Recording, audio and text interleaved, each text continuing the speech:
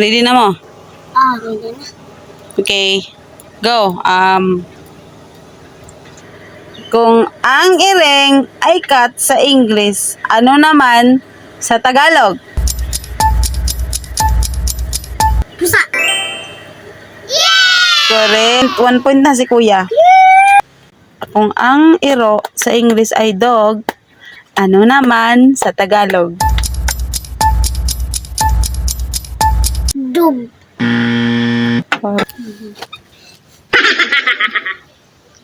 Unsa?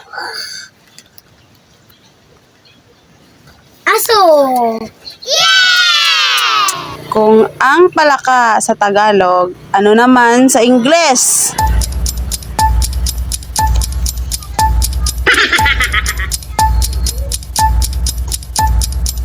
English man ka. Kung ang palaka ay sa Tagalog, ano naman sa Ingles?